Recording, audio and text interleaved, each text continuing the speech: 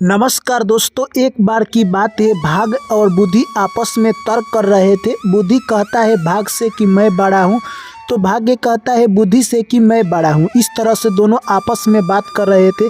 तभी बुद्धि कहती है कि नहीं, मैं बड़ा हूँ। तभी भाग्य और बुद्धि में आपस में ही झगड़ा हो जाता है। तभी बुद्धि कहती है कि चलिए हम लोग ब्रह्मा जी के पास चलते हैं, वही इस बात का निर्णय करेंगे कि इस धरती पर सबसे बड़ा कौन है, बुद्धि या भाग्य। तभी ब्रह्मा जी के पास दोनों जाते हैं और अपनी सारी कहानी सुना देते हैं। उसके बाद ब्रह्मा जी कहते हैं कि तुम लोगों को सिद्ध करना होगा कि बुद्धि बड़ा है या भाग्य। तभी ब्रह्मा जी कहते हैं कि देखो, मैं तुम लोगों को मृतलोक भेजूंगा और वहाँ पर एक बकरी चराने वाला है, उसको तुम्हें अमीर बना देना होगा। अगर तुम भाग्य अमीर बना देते हो यानी तब मैं मान जाऊंगा कि तुम यानी सबसे बड़ा हो। अगर बुद्धि तुम अमीर बना देते हो या राजा, तो मैं मान जाऊंगा कि तुम चालाक हो। इस तरह से दोनों आपस में ही बात कर रहे थे और वहाँ से सीधे बुद्धि और भाग्य चल देते हैं मृतलोक जाकर बुद्धि बोलती है कि देखो, तुम भाग्य जा रहे हो परंतु तुम उसे राजा नहीं बना सकते हो मेरे बगैर। तभी भाग्य कहता है कि तुम चुप रहो और देखो मैं क्या करता हूँ। भाग्य सीधे यानी कहे तो उस लकड़हारा के अंदर प्रवेश कर जाता है और बुद्धि वहाँ से निकल जाती है। अब लकड़हारा कहे तो उसको यानी पागल टाइप का रहने लगा, उसे पता ही नहीं चलता। दिन और रात उतना अब अच्छी तरह से वो बिहेव नहीं करता, अपने बकरियों को हमेशा चढ़ाया करता था। एक दिन की बात है, जब वो बकरी चराने के लिए जा रहा था, उसके पास जूते नहीं थे। रास्ते में भाग्य ने सोने के जूते रख दिए। वो जूते देखता है तो काफ़ी खुश हो जाता है और जूता पहनकर चल देता है बकरी चराने के लिए। इसी तरह से 2 से 3 माह वो जूता पहनकर आता जाता रहा। तभी सोचता है कि अब मुझे आराम हो गया है, जूता की टेंशन नहीं है। भाग्य सोचने लगा कि ये व्यक्ति तो पागल सा हो गया है, सोने की जूता बेच देता तो इसे खाने की अच्छी चीज़ें मिल सकती थी, परंतु इसे तो इसका महत्व ही मालूम नहीं है। अभी उसी रास्ते से एक व्यापारी जा रहा था कुछ व्यापार करने के लिए। तभी उसकी नज़र उस यानी कहे तो बकरी चराने वाला पर पड़ती है। तभी देखता है कि इसके पास तो सोने की जूता है परंतु इसका कोई मोल नहीं है। तभी वो व्यापारी कहता है कि चरवाहे, क्या तुम अपनी जूता बेच सकते हो? तभी वो चरवाहा कहता है कि मैं इसके बदले 2 बोरी अनाज लूँगा, तभी मैं जूता दूंगा। तभी वो व्यापारी 2 बोरी अनाज दे देता है और जूता लेकर सीधे राज दरबार में प्रवेश करता है। जैसे ही राज दरबार में जाता है और वो जूता सोचता है कि मैं अपने राजा को भेंट स्वरूप दे दूंगा। इस तरह से जाकर वो यानी राजा को अपनी मिली हुई जूता दे देता है। राजा देखकर उस जूता को काफ़ी प्रसन्न हो जाते हैं और कहते हैं कि मैं तुम्हें इसके बदले 200 स्वर्ण सिक्के दे रहा हूं, जिससे तुम इसे स्वीकार करो। इस तरह से व्यापारी 200 स्वर्ण सिक्का ले लेता है और काफ़ी खुश होता है, वहां से चल देता है। फिर उसी रास्ते से वो आ रहा था और अपने घर चला जाता है। उस व्यापारी का दिनचर्या था कि उसी रास्ते से व्यापार की सिलसिला में डेली आया जाया करता था। ऐसे ही दिन निकलते गए। तभी भाग देखता है कि ये बकरी चराने वाला ऐसे नहीं मानेगा, इसे तो जो भी मैं कीमती चीज़ें दे रहा हूँ ये उसका मोल नहीं कर रहा है। तभी बुद्धि कहता है कि बुद्धि के बगैर ये सोने के जूता का भी मोल कुछ के बराबर नहीं समझता है। इस तरह से आपको बता दे, अगले दिन फिर यानी कहे तो भाग ने एक सोने की जूते रास्ते में रख दी। उसे पहनकर आज फिर से बकरी चराने वाला यानी चरवाहा काफ़ी खुश हो जाता है और जूता पहनकर चल देता है। फिर शाम होते ही उधर से व्यापारी आ रहा था और व्यापारी की नज़र उस जूते पर पड़ती है और व्यापारी कहता है कि ये जूता मुझे दे दो। इस तरह से दोस्तों वो कहता है कि मैं इसके बदले 3 बोरी अनाज लूँगा। वो अनाज देता है और वहाँ लेकर फिर वो व्यापारी जूता लेकर अपने राजा के पास चला जाता है। ये जूता उससे भी सुंदर था, वो अपने राजा को भेंट स्वरूप दे देता है। तभी राजा कहते हैं कि तुम इस जूता को कहाँ से लाते हो, तुम्हें बताना पड़ेगा। तभी वो व्यापारी झूठ बोलता है, कहता है कि मैं अपने राजकुमार के पास से आपके लिए जूता लाता हूँ। तभी वो राजा कहता है कि क्या तुम अपने राजकुमार से कुछ मेरी मदद करवा सकते हैं, यानी क्या तुम्हारे राजकुमार शादी कर चुके हैं या कुंवारे हैं? तभी वो व्यापारी कहता है कि अभी हमारे राजकुमार यानी कुंवारे हैं। तभी वो राजा कहता है कि तब तुम उससे जाओ और मेरी बेटी का प्रस्ताव रखो शादी करने का, क्योंकि मेरी बेटी अभी शादी करने की बाकी है। इस तरह से दोस्तों आपको बता दे, अब वो व्यापारी अपने ही जाल में फंस जाता है और सोचता है कि मैंने झूठ बोलकर खुद का गड्ढा खोद लिया है। इस तरह से वो अब सोच में पड़ जाता है और सीधे उस चरवाहे के पास जाता है और देखता है कि वो अपने बकरी चरा रहा है और मगन है। तभी वो व्यापारी सोचता है कि मैं बहुत बड़ा संकट में फंस गया हूँ और उसके पास जाता है और व्यापारी कहता है कि तुम ये सब काम क्या कर रहे हो।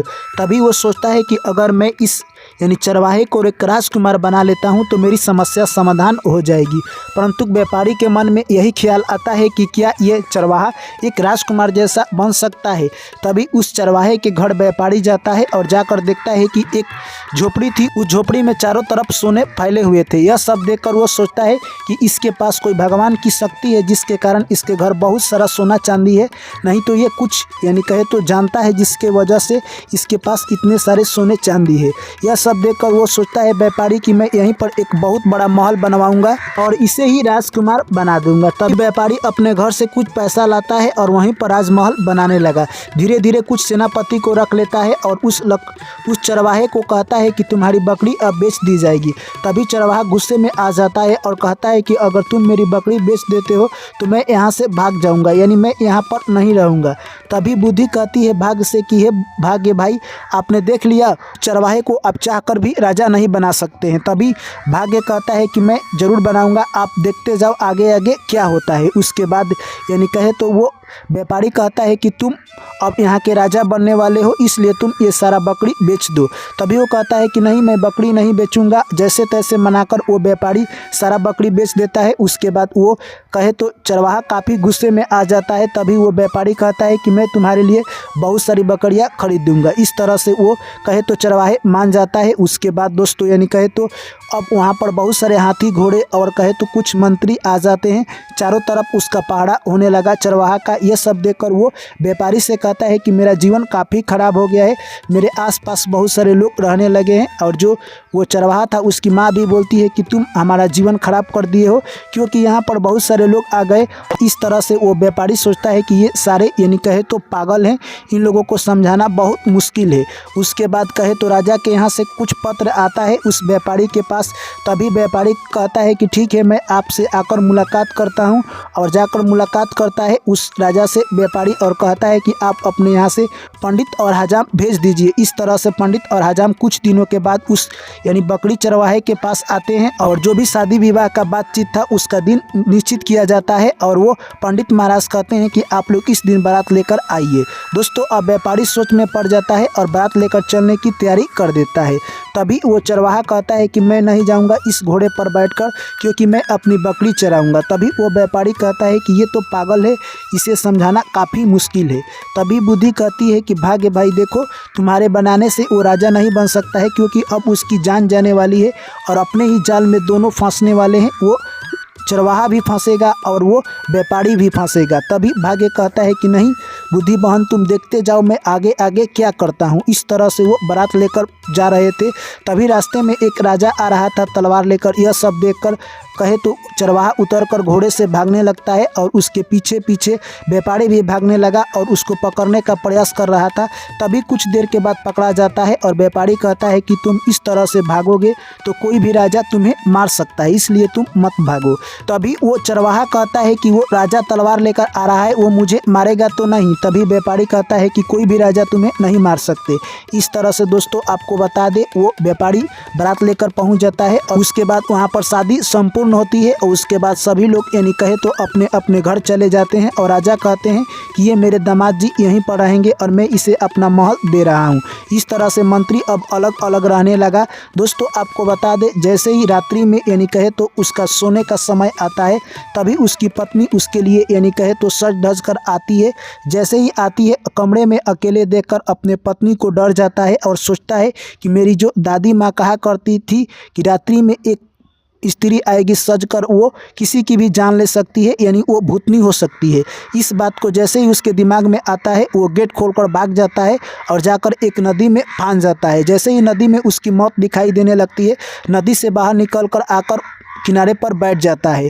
यह सब बात जैसे ही राजा को पता चलता है, उस यानी कहे तो चरवाहा को पकड़ने के लिए अपने मंत्री भेज देते हैं और कुछ ही देर में मंत्री जाकर उस चरवाहे को पकड़कर राजा के पास पेश कर देते हैं और राजा कहते हैं कि कल इसे सुबह होते ही फांसी दे दी जाएगी। इस तरह से अब बुद्धि कहती है कि हे भाग्य भाई, आपने तो अपना पूरा यानी दिमाग लड़ा लिया, उसके बाद भी वो राजा नहीं बन सका, अब उसकी मृत्यु निकट आ गई है, अब तुम क्या कहते हो। तभी भाग्य कहता है कि अगर तुम अब उसे बचा लेती हो तो मैं मान जाऊंगा कि मैं हार गई और तुम जीत गई।